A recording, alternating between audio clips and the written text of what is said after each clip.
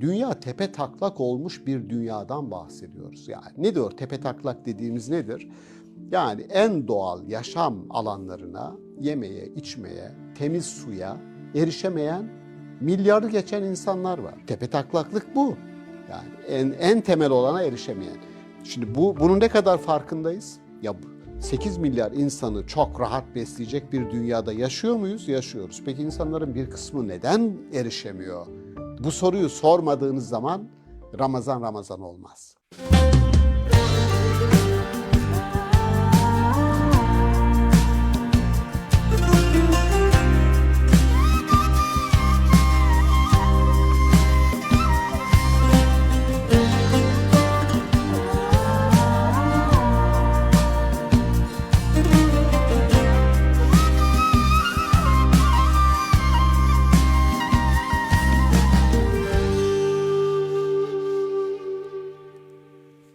İstanbul Okulu'ndan herkese merhaba. Sevgili seyirciler, hepinize hayırlı Ramazanlar dileriz.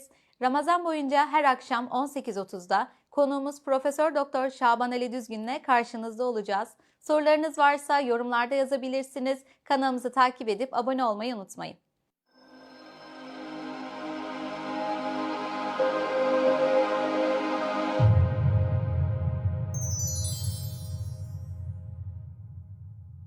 Hoş geldiniz hocam. Hoş bulduk. Nasılsınız?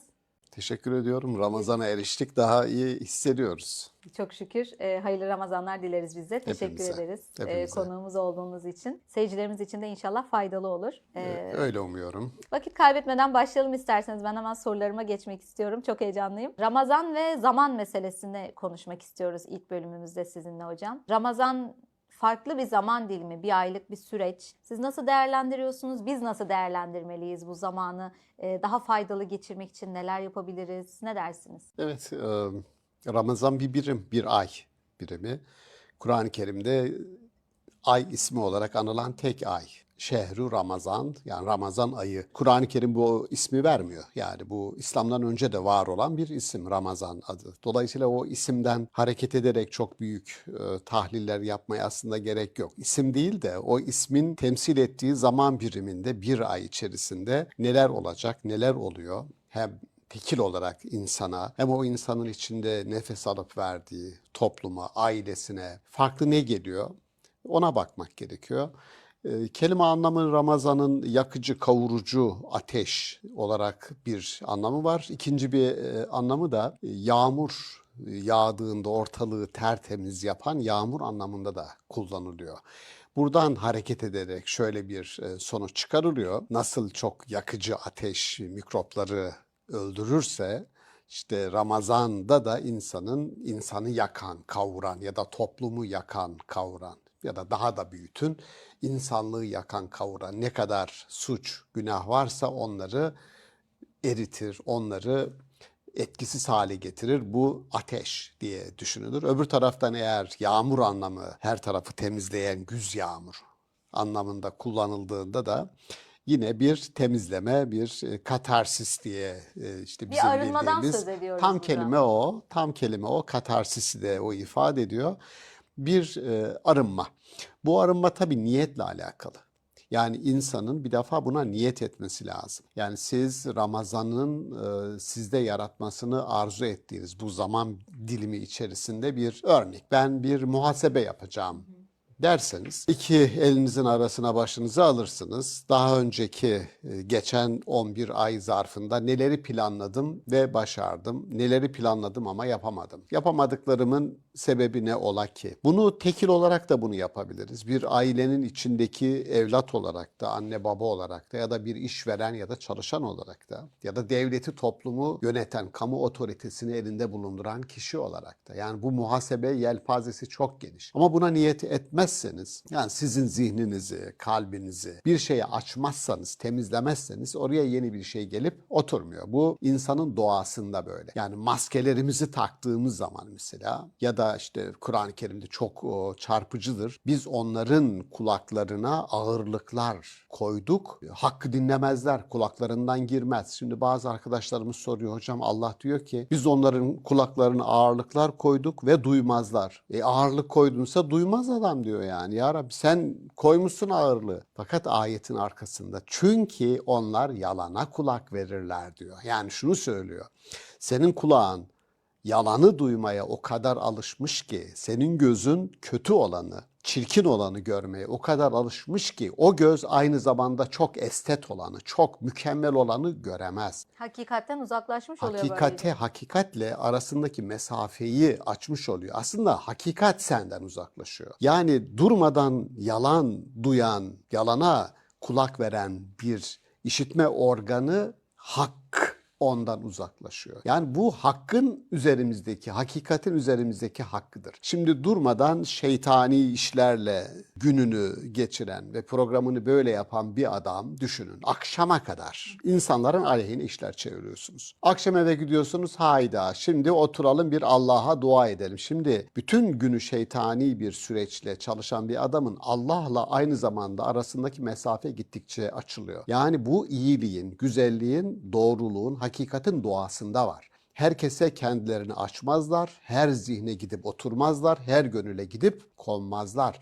Onun için Kur'an-ı Kerim'de ben okuduğumda çok etkilenmiştim. Rahman'ın gufran yani bağış sofrasına buyur ettikleri insanlardan bahsediyor. Yani Allah bir sofra kuruyor, mağfiret sofrası ve o sofraya birilerini buyur ediyor. Bu şu demek, birilerini de buyur etmiyor.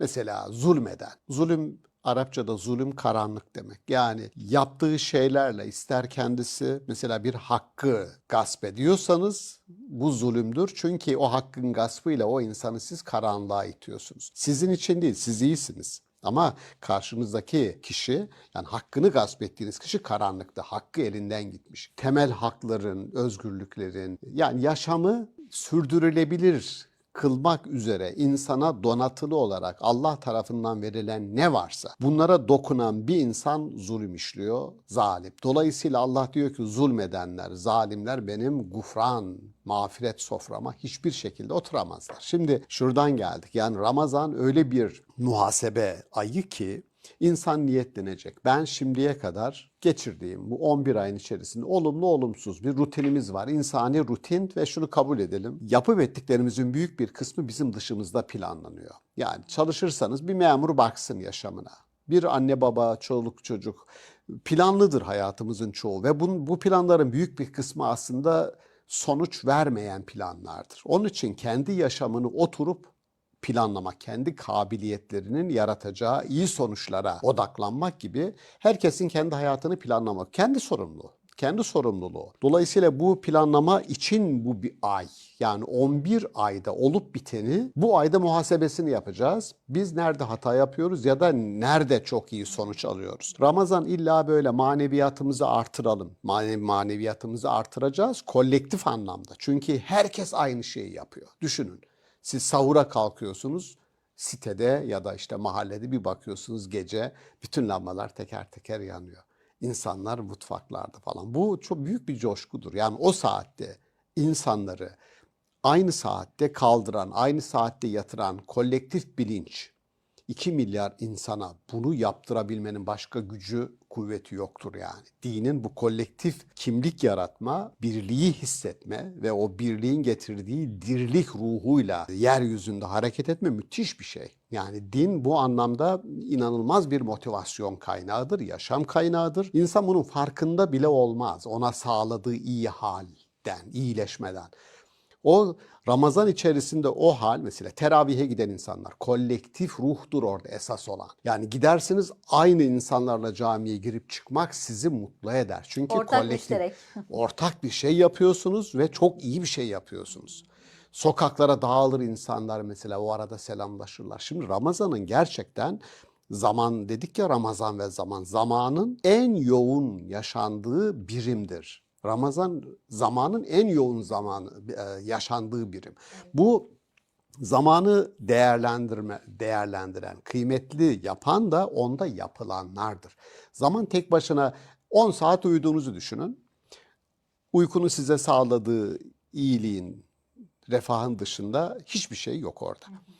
Oysa 10 saat mesela çalışan, yazan, iş üreten birisi orada bir şey yapmıştır. Dolayısıyla 10 saat birisi için hiçbir şey, diğeri için çok şey. Aynı 10 saat. Yani saat diyelim 12'de başladı 10'a kadar. Mesela cuma özel bir vakittir, Kur'an-ı Kerim'de anılıyor. Cuma'yı neden kıymetli bir güne dönüştürüyor? Çünkü o gün özel bir şey yapılıyor.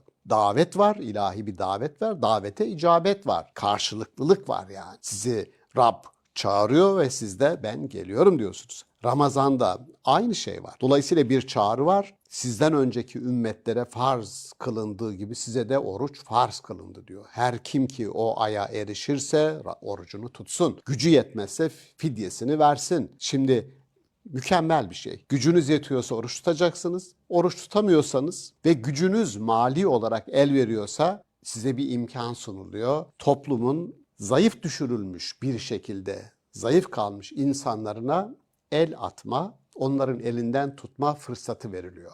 Şimdi buna fırsat olarak bakıyorum ben Ramazan'da. Çünkü şöyle der Ermiş kitabında Halil Cibran, diyor ki bir insana bir iyilik yaptığınız zaman onun başına kalkmayın diyor.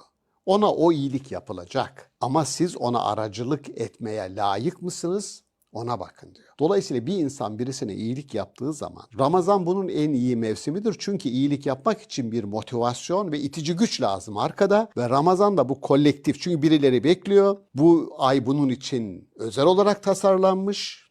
İnsanın bütün yetileri hareket halinde ve orada ister oruç tutarak kendime, istersem infak ederek başka bir insanın yaşamına olumlu anlamda dokunma fırsatı bana verilmiş. Bu bir imkan, çünkü senin verecek gücün varsa bu imkandır bakın. Verecek gücü size bahşedilmişse siz de başkasına bahşedeceksiniz. Bu kerem, yani ikram ile kerem aynı kökten gelir, cömertlik anlamında ve Allah'ın isimlerinden bir tanesidir. Kerim. Başkasına 3 kuruş vererek Allah'ın adına ortak olma onuru bahşediliyor bir insana, eğer bunu fark ederse. Yoksa çıkarıp cebinden 10 lira verdi, çekti gitti yani. Bu değil. Verdiğinizin bir kerem olduğunu, o anda kerim olduğunuzu ve Allah'ın adına Farkındalıkla yapmak aslında. bir farkındalıkla yapmak ve bunu yapmak, ama yani şöyle, yani belki ilk programımızda bunu söylemek isterim. Şimdi Türkiye'de belli bir yaşın üstündeki insanlarımızın büyük bir kısmında kronik hastalıklar var. Şekeri var, tansiyonu var, kolesterolü var vesaire. Şimdi bu insanları doktora sorduğun zaman tıbbi olarak oruç tutması gerekir. Peki ne yapacak oruç tutmayan? Şimdi iki durum var. Bir, oruç tutmayan bir insan maddi olarak gücü yetiyorsa kesinlikle fidye vermesi gerekiyor. Ayet-i kerime, yani oruç tutmak nasıl farzsa oruç tutmayan bir insanın, bir ihtiyacı olan bir insana fidye vermesi, fidye dediğimiz belirlenen fitre miktarıdır. Bu sene net takdir edilir ama kişi kendisi takdir edebilir. Günde 200, 300, 400 lira takdir edebilir. Bir kişinin, normal bir insanın günlük yiyecek tutarıdır. 500 lira takdir edersiniz. Bu zorunludur. Oruç tutmayan bir insanın bir muhtaca bunu vermesi, eğer mali imkanı varsa. Yoksa oruç tutmuyor ve tamam, bitti. Yapacak bir şey yok. Ama benim kanaatim şu: Türkiye'de oruç tutmaması gereken kronik hastalıklardan dolayı milyonlarca insan var ama zorluyorlar tutmaya. Diyorum ki bunu yapmayın. Orada iki farz var. Gücünüz yetiyorsa oruç tutun. Birinci farz. İkincisi, gücünüz yetiyorsa muhtaç olanlara destek olun. Türkiye'nin de dünyanın da bugünkü içinde bulunduğu ekonomik sıkıntı, kriz herkesin malumu. Günlük öğün yemeğini yiyemeyecek öğrenci sayısı Türkiye'de 1 milyona yakın. Yani bir öğün yemeği yiyemeyecek durumda olan çocuklar var. Dolayısıyla bu çocuklara Ramazan'da bir fon sağlanması suretiyle bu çocukların yemek yemesi sağlanabilir. Oruç tutmaması gereken tıbbi anlamda insanların fidye vermesi de farz. Organize olarak onu sağlamak lazım. Bunun maalesef ülkemizde bu ikinci farz ayağı hiç konuşulmuyor. Oysa bugün Türkiye'nin gerçeği az önce ifade ettiğim bir istatistik rakamdır. Üzücüdür ama yani bu tür buhran zamanlarında bu olur. Ama insan hem varlıkla hem yoklukla sınanır. O adamın sınavı yoklukla sınanmak değil aslında. Orada varlık sahibi olandır esas sınanan ve o fırsatı kaçırmayalım diyorum. Ramazan, madem ki Ramazan ve zaman diyoruz, zamanın Ramazan'da maksimum verimi üretebilmesi için hem kendi bedenime hem başkasının bedenlerine nasıl dokunuyorum iyi anlamda, nasıl iyileştiriyorum, rehabilite ediyorum, empati kuruyorum, onun yerine kendimi bir koyuyorum. Yani bugün dünyada değil mi? Dünyayı bir düşünün. Müslüman olması gerekmiyor sadece. Bizim coğrafyamız değil. Tam olarak dediğiniz gibi çok yoğun geçen bir ay Ramazan ayı. Biz de elimizden geldiğince bunu verimli olarak geçirmek istiyoruz tabii ki. Tam da başındayız. Bu muhakemenin, muhasebenin kendimizi ölçüp değerlendireceğimiz bir zaman dilimindeyiz. Nefesimiz kesilmeden devam edebilmek için Ramazan ayı boyunca ne yapabiliriz? Yani çok hızlı başlayıp işte sohbetlere, hatimlere, teravihlere hızlıca başlayıp Ramazan'ın sonlarına doğru yorulmadan nasıl bir rutine oturtturabiliriz hocam? Ne tavsiye Harika, edersiniz? harika. Yani iyi bir planlama yapmak lazım. Benim mesela kendi kişisel planım bir Kur'an'ı Arapçasından ve Türkçesinden karşılıklı her sene bir bitiririm. Yani notlar alarak okurum. Ramazanın başı rahmet, ortası mağfiret, sonu bağışlanmadır deniyor ya. Yani o genişliği yaptığım işlere de kişisel olarak diyorum planlamalarımdan bir tanesi bu. Madem ki Ramazan Kur'an ayıdır çünkü Ramazan'ı tanımlarken şehru Ramazan, Ramazan ayı ellezî unzile fîhil Kur'an, yani bu ayı aynı zamanda Ramazan ayı yapan, onu değerlendiren, kıymetlendiren nedir? Kur'an-ı Kerim'in inmeye başlaması da bu ay. O zaman bu aya inen Kur'an-ı Kerim'in bana da inmesine imkan vereyim. Hem zihnime insin, çünkü Kur'an'ın bazı ayetleri tamamen bilgi aktarır. Size zihinseldir. Daha doğrusu zihninizi yeniden formatlayabilir, sizi besler. Bazıları tamamen duygusaldır. Yani kısa sureleri mesela okuyacaksanız kısa sureler geç saatlerde ya da sabahın seher vakitlerinde okunur. Çünkü fonetik olarak da ya da dinlenir. Fonetik olarak çok vurucudur o ayetler. Yani gece teheccüde kalkan bir adamın Bakara suresini okumasını ben istemem. Borçlanmayla ilgili ayeti teheccüde kalkan ya da sabahın seher vaktinde kalkan birisi olmaz yani bana sorarsanız teknik olarak. Ama ne Borçları yok? akşam düşünelim hocam. Onu gündüz okuyabilir. Borçlanma ile ilgili ayeti gündüz okusun. Yani borçlanma dediğin çünkü kayıt dışı ekonomiye reddir ayeti kerime. Her şeyi yazın diyor. Yani kayıt dışılığa reddiyedir bugünün tabiriyle. Yoksa iki kişi yazacaksanız bir şahit de tutun işte yazın Sözleşme kayıtı. hukuku gibi. Sözleşme hukuku değil sadece o. Devletin başındaki beladır.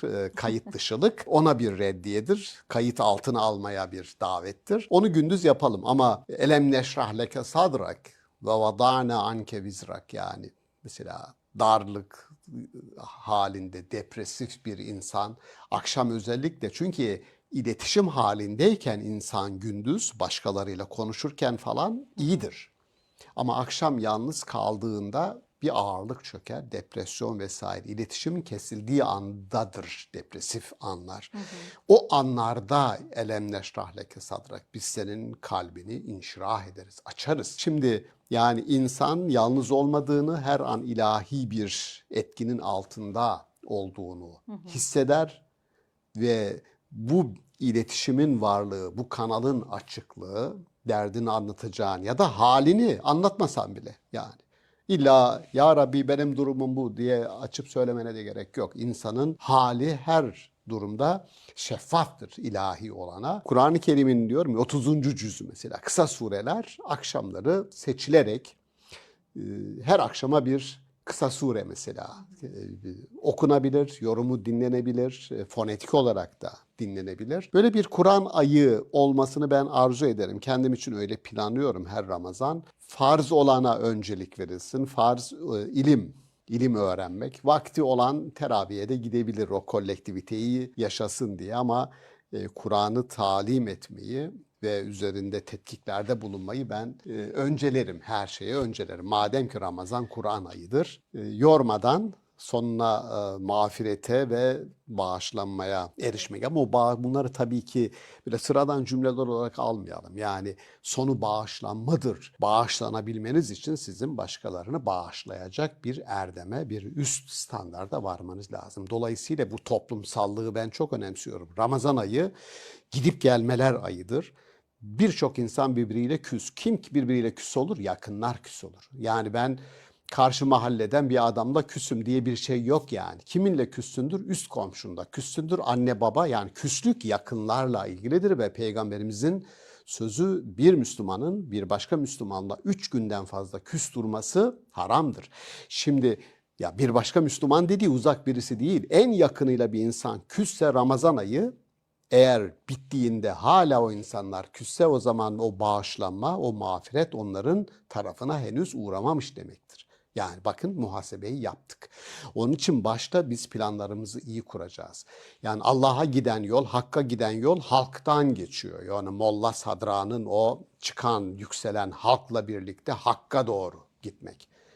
Yani insanları kırarak, halkı küstürerek Hakk'a gitmek diye bir şey yok. Halkla birlikte Hakk'a gitmek. Sonra halktan halka inmek. Yani Molla Sadra'nın o döngüsünde halk ve hak birlikte anılıyor. Dolayısıyla iletişimde olduğumuz bütün insanları Ramazan'da mümkün olduğu kadar bu zamanı değerlendirmek istiyorsak onların rızasını alarak, onların gönlünü hoş tutarak yukarıya Çok çıkmak güzel, lazım. çok kıymetli şeyler söylüyorsunuz hocam ama aynı zamanda çok da zor şeyler.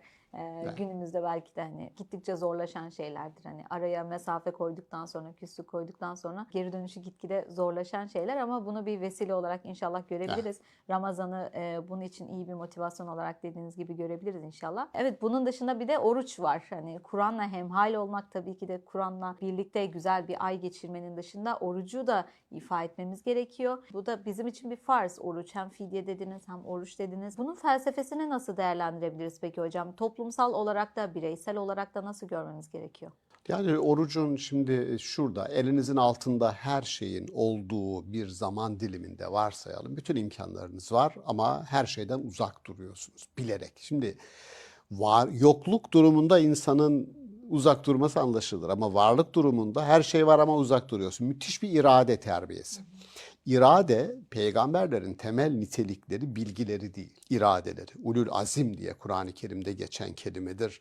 Peygamberleri diğer insanlardan ayıran temel öge iradeleridir, güçlü iradeleridir. Onlara ben kesin kararlı peygamberler, ulul azim peygamberler. Dolayısıyla irade eğitimi. Ramazan bir irade eğitimi. Gece sahurda kalkmak zor. Çünkü sabah işe gidecek insan ve gece kalkınca bölünüyor. Üstelik yiyorsunuz, yedikten sonra yatmanın getirdiği sizin biyolojinize getirdiği bir yük var. Bütün bunlar vücut alışana kadar biraz zorluyor. Vücut adapte oluyor. Ama oruç tutmanın yani gündüz oruç tutmak için o irade eğitiminin insana ciddi bir katkısı var. Bunun sağladığı faydalar var. Bunların herkes her yerde konuşuyor. Onlara hiç girmeye gerek yok. Ama esas olan bu empatidir. Empati dediğim şey de yani insan aç olan bir insanın aç kalan insanların halinden anlamasını sağlamanın, başkalarının duyduklarını, hissettiklerini, yaşadıklarını bir şekilde bir simülasyonla size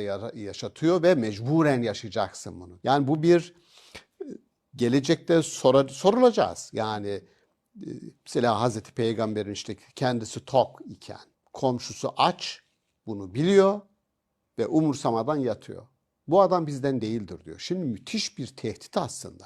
Şimdi Ramazan bu farkındalığı artıracak. Yani mesela bugün dünyada gelir dağılımı en son Davos'ta yapılan bu yılın tartışmaları gelir dağılımındaki bozukluklarla alakalıydı ve çok tehlikeli yerlere gidebilecek rakamlar veriliyor. Yani servetin birilerine hiçbir şekilde erişmediği, ulaşmadığı bir dünyada. Şimdi Marx'ın yani Ramazan'da Marx'ın adını anmak çok da şey olmayabilir ama söylediği şey doğru. Dinden bahsediyor çünkü. Din diyor hem halkın afyonudur, uyutabilir hem de tepe taklak olmuş bir dünyanın ruhudur diyor. Şimdi dünya tepe taklak olmuş bir dünyadan bahsediyoruz. Yani ne diyor tepe taklak dediğimiz nedir? Yani en doğal yaşam alanlarına, yemeye, içmeye, temiz suya erişemeyen milyarı geçen insanlar var. Tepetaklaklık bu. Yani en temel olana erişemeyen. Şimdi bunun ne kadar farkındayız? Ya 8 milyar insanı çok rahat besleyecek bir dünyada yaşıyor muyuz? Yaşıyoruz. Peki insanların bir kısmı neden erişemiyor? Bu soruyu sormadığınız zaman Ramazan olmaz. Bu soruyu soracağız. Yani hem cinslerimize karşı Müslüman olması gerekmiyor diyorum ya. Yani gözyaşının rengi yok. Acının bir ağıtın dini yok. Dolayısıyla insanlar dünyada Mesela hüküm verilmiştir. Bir insan gayrimüslim komşusuna zekat verebilir mi? Verebilir bakın. Yani zekat dini bir yükümlülük. Gayrimüslim bir komşuya verebilir misin? Ya gayrimüslim komşu meselesi değil. Adam aç mı? Değil mi meselesi. Bakın verilen fetva tabii ki verebilirsin. Yani anlıyoruz ki dini yükümlülüklerin muhatabı sadece Müslümanlar değil. Dolayısıyla Ramazan'da yapabildiğimiz kadar, elimizin erişebildiği kadar insanların hayatına dokunacağız. Yani tuttuğumuz oruç, onun bizde yaşattığı o his, yani açlık hissi bir yıl hiç bahsettiğimiz nimetlere erişemeyen insanlarla aramızda bir empati doğal olarak kuruyor. Hiç tartışmasız kuruyor ve harekete geçiyoruz. Yani geçiliyor. Allah var. Ramazan'da Hazreti Peygamber'in hadisinde geçer. Şeytanlar bağlanır diye. Ramazan'da şeytanlar bağlanır. Ya şeytan dediğiniz şey sizin içinizdeki vesvese, içinizde başkalarına kurduğunuz tuzak. Diyorsunuz ki ya Ramazan'da ben bunu yapmayayım. Adam alkoliktir. Ya o Ramazan'da içmeyeyim diyor. Bak görüyor musun? Adama hiç değilse Ramazan'da ben bunu yapmayayım diyor. Kumarbazdır. Ramazan'da yapmayayım diyor. Şimdi Ramazan gerçekten ister istemez insanları kendi aurasına alan bir ruha sahip. Yani bir hava var orada. O havayı, iyi bir hava var. İyi bir havayı solumak isteyen çok insan var. Ve Türkiye'de de gerçekten bizim geleneksel kültürümüzde mesela zimmet defterleri diye bir şey vardır Osmanlı'da. Zimmet defterleri yani veresiye defteri anlamındadır. Mahallenin veresiye defterlerini varsıl olan, durumu iyi olan insanlar gider satın alırlar. İnsanların borçlarını kapatırlar. Sadaka taşları geleneği vardır. Ramazan'da dolar taşar orası. Muhtaç olanlar kimseyle muhatap olmadan gider oradan ihtiyacını alır. Şimdi bakın geleneğe. Şimdi zimmet defteri dediğiniz, şimdi veresiye defteri belki fazla yok ama biz biliyoruz ki çok icrada insan var. Çok insan var ve bunların büyük bir kısmı öyle keyfi değil. Yani yaşam standardı gerçekten düşmüş insanların. Şimdi bu bir kısmımızın yani. Şimdi böyle kriz zamanlarında maalesef mesafe hep açılır. Onu biz biliyoruz. Gelir dağılımındaki bozukluk dediğimiz o Gini endeksi diye iktisatçıların koyduğu endeks maalesef şu anda yani Türkiye ortalarda duruyor ama çok kötü durumda olan ülkeler de var. Ama biz de mutlu değiliz. Dolayısıyla Ramazan'da başta söylediğim şeyi tekrar edeceğim, bir farkındalık yaratalım diye. İnsanları oruç tutacaklar, bu ayda farzdır. Kütübe aleykimus sıyam, size oruç farz kılındı. O Ramazan ayına erişen herkes orucunu tutsun. Tutamayacak olan fidyesini versin. O da farzdır. Dolayısıyla oruç tutamayan milyonlarca tutmaması gereken insanımız var kronik hastalıklardan dolayı. Ne olur? Komşusu olur, başkası olur. İhtiyacı olan insanlara, hele aile babalarına, çocukları varsa okula giden, onlara destek olacak. Günde 3-5 koysunlar bir kenara ve onlara ne olur destek olsunlar. Ramazan'da hem ben hem benim dışımdaki bir başkası bu ayın bereketinden faydalanmış olsun böylece. İnşallah bu değerli yorumlarınızdan faydalanmak nasip olur hem bizlere hem seyircilerimiz için. Çok güzel mesajlar verdiniz. Teşekkür ediyorum. ederiz. Sağ olun. Sevgili seyirciler, Profesör Doktor Şaban Ali Düzgün'le Ramazan ve zaman meselesinden bahsettik. Yarın akşam 18.30'da İstanbul Okulu YouTube kanalında sizlerleyiz. Hoşçakalın.